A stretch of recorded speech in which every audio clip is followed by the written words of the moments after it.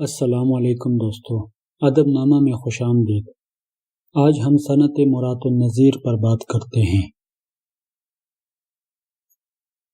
صنعت مرات النظیر، مراد کے معنی ملحوظ رکھنا اور نظیر کے معنی مثال کے ہیں۔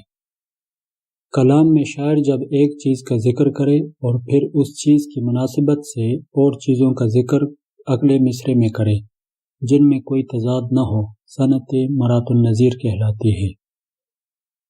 صنعت مرات النظیر کا تعلق صنائع معنوی سے ہے۔ مرات النظیر کی مثال دیکھتے ہیں۔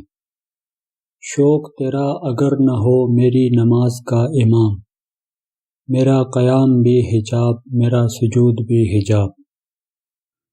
اقبال نے شعر کے پہلے مصرعے میں نماز کا ذکر کر کے اس کی مناسبت سے دوسرے مصرعے میں قیام اور سجود کا ذکر کیا ہے، اسی لیے اس شعر میں صنعت مرات النظیر برتی گئی ہے۔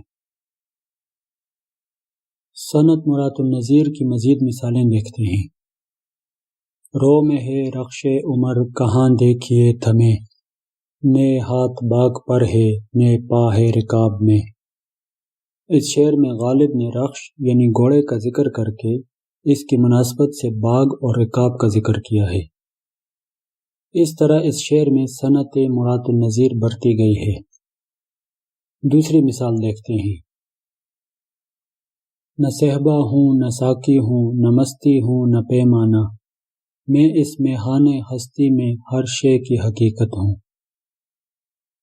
شعر کے دوسرے مصرعے میں میخانے کا ذکر کیا گیا ہے اور پہلے مصرعے میں میخانے کی مناسبت سے صحبہ یعنی شراب، ساقی اور پیمانے کا ذکر ہوا ہے۔ اس طرح اس شعر میں صنعت مرات النظیر برتی گئی ہے۔